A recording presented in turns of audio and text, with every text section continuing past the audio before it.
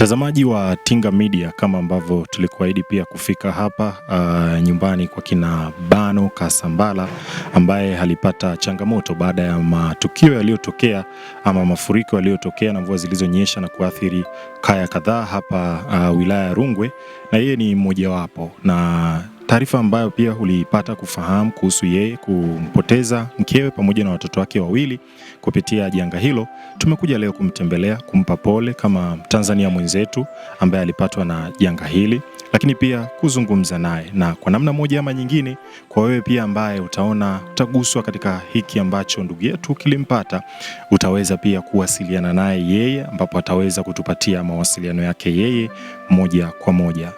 Karibu sana ndugu yangu, Bwana Yesu asifiwe. Amina. Jitambulishe mwenyewe rasmi kabisa, msikilizaji na mtazamaji wetu pia aweze kukufahamu. Unaitwa nani? Kwa majina naitwa Bernard Andongwisi Kasambala. Okay, katika familia ya mzee Kasambala wewe ni mtoto wangapi? Mimi ni mtoto wa tatu. Mtoto wa tatu. Ndio. Pole kwanza kwa yote ambayo yalikukuta. Asante. Hili ambalo lilitokea ilikuwaje? Unaweza kutueleza kwa kifupi namna ilivyokuwa? Kwa kifupi naweza nikaeleza, ilikuwa mida ya saa 7. Mvua ikawa imenyesha sana. Sasa hiyo mvua baada ya kunyesha, kifusi kikawa kimetoka juu ya nyumba yangu kama mlivyoona, kikawa kimegonga nyumba yangu na kunifikia mimi pamoja na familia yangu. Baada ya hapo basi majirani wakawa wamenitembelea kule kwangu, wakakuta kile kifusi kimebomoa nyumba imeniatamia mimi pamoja na familia zangu. Kwa nikawa nimeondokewa na mke wangu na watoto wawili. Kwa kumbukumbu unaweza kukumbuka ilikuwa ni majira ya muda gani huo usiku? Huo usiku kwa walioona nahisi ilikuwa mida ya saa 8 au saa 7 hivi. Na wewe ulikuja kupata msaada wa majirani kutolewa pale ambapo na wewe ulifikiwa majira ya saa ngapi? Hapo nahisi siwezi nikajua zaidi kwa sababu mimi mwenyewe nikaa nimetingwa sana. Ulikuwa umetingwa kutokana na hali pia? Nikaa nimefunikwa na ile nyumba. Ndio. Pole sana. Asante. Sisi tunasema pole, tunaungana pia na wengine wote ambao wameendelea kufika hapa kutoa pole kwa namna moja ama nyingine, lakini pia tunaamini Mungu yeye ambaye alikuleta katika dunia hii na analijua kusudi lako, ataendelea kuuganga moyo wako katika yote pia. Pole sana. Asante, ninashukuru. Ilikuwa ni mwaka gani pia ambao ulibahatika pia kumpata mkeo ambaye kwa sasa ni marehemu? Ilikuwa 2014. 2014. Ndio. Baada hapo nikawa nimepata huyo mwanamke, nikazaa mtoto wa kwanza anaitwa Norin Bernard Andongwisi. Mtoto wa pili anaitwa Dairan Bernard Andongwisi, na mtoto wa tatu anaitwa Innocent Bernard Andongwisi. Na hao wote ni marehemu. Hao watoto wawili hao wa kiume, na mtoto wa kike yuko hai kwa sababu yeye alikuwa kwa bibi yake, hakuwepo kwenye mazingira ya nyumbani pale. Kwa hiyo kwa maana ya kwamba mlibahatika kupata watoto watatu na ambao pia walikuwepo ndani ya nyumba hiyo kati janga linatokea walikuwa ni wawili. Wawili ndio. Huyo mwingine hakuwepo, alikuwa kwa bibi yake. Alala kwa bibi yake. Ndio. Okay. Wakati linatokea manake mlikuwa wewe sasa na mkeo ambaye ni marehemu pamoja na watoto wawili ambao ni marehemu. Na hao watoto wote ni wa kiume hao wawili. Kwa maana ya kwamba wao ndio walikuwa wamefuatana kwa kwanza na wa pili, au wa kwanza ndo alikuwa kwa bibi yake, wa pili ndo nilikuwa naye, na wa tatu ndo nilikuwa naye. Wa kwanza ni wa kike? Ndio. Au wawili ni wa kiume ambao wao ndio walifuatana? Ndio. Okay. Pole sana. Asante ndugu yangu. Kwa namna ambavyo pia tukio limetokea, naamini kabisa Mungu ataendelea kukutia nguvu. Hicho ndicho tunachoamini.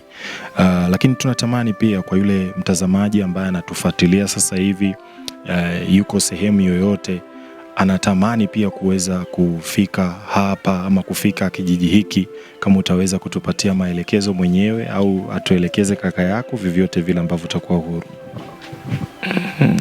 Anaweza kanielekeza hata kaka. Sawa.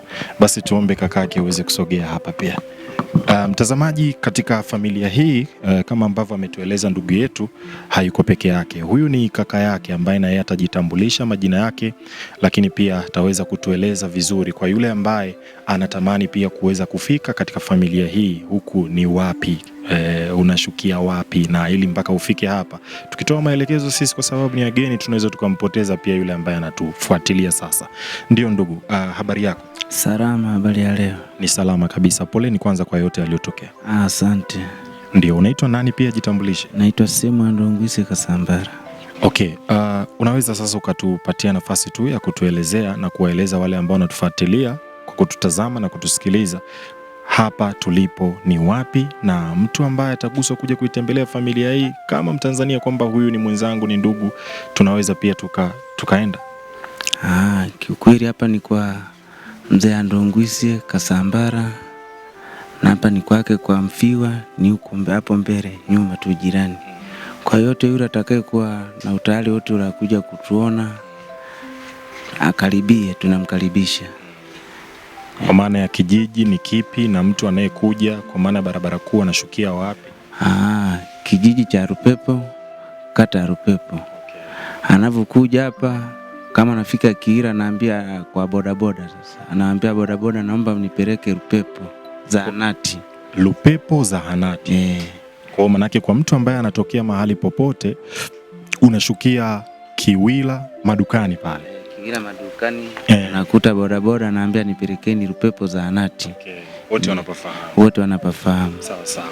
Haya mtazamaji, kwa wewe ambaye utaguswa pia kuitembelea familia hii ama taasisi yoyote pia mtaguswa kutembelea familia hii, ndugu zetu wanapatikana hapa Rupepo, ambapo ameweza kueleza ukifika Kiwira Tukuyu pale Kiwila madukani, ukishuka tu kwenye gari ama kama utakuwa na gari binafsi vyovyote, lakini ukifika pale waulize wa bodaboda au waambie naenda Rupepo zahanati, utaweza kufika kwa urahisi sana.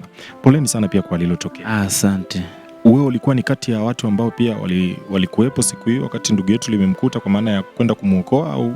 Hapana, kwa kweli siku hiyo sikuwepo. Mimi sikai mara nyingi huko, nakaa Sumbawanga. Okay. Ndiyo.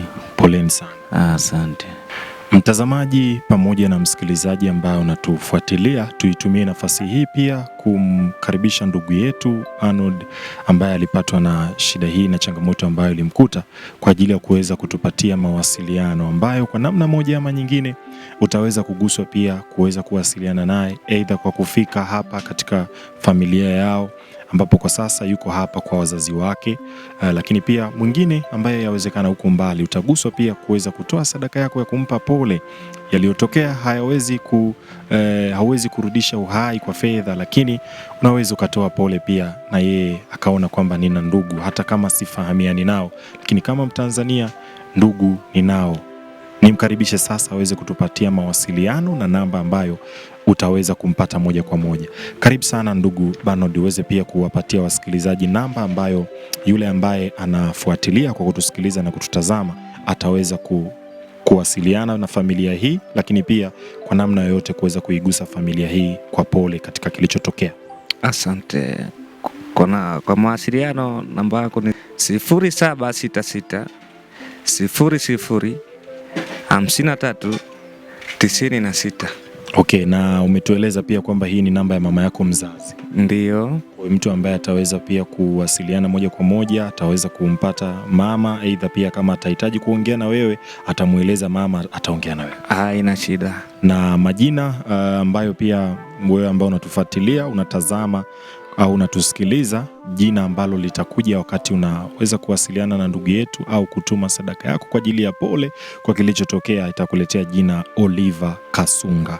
Baada ya kuwasiliana naye hakikisha umefanya hivyo, lakini pale ambapo pia utasema umeguswa kufanya chochote kwa ajili ya pole kwa ndugu yetu, jina katika namba hii tuliotajiwa ambayo ni ya mama yake mzazi, kwa sababu yeye kwa sasa mawasiliano ni changamoto kutokana na kilichotokea. Utampata moja kwa moja kupitia namba hiyo, namba ya mama yake. Labda niirudie vizuri zaidi pia kwa wewe ambaye unafuatilia.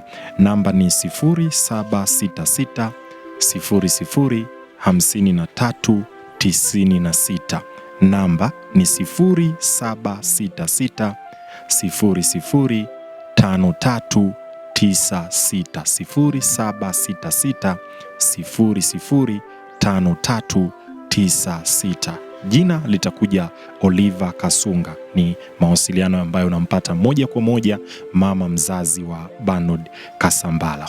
Una lolote labda katika kuhitimisha kwa ajili ya kutoa shukrani kwa watu ambao kwa namna moja ama nyingine wataguswa kufanya lolote katika hili?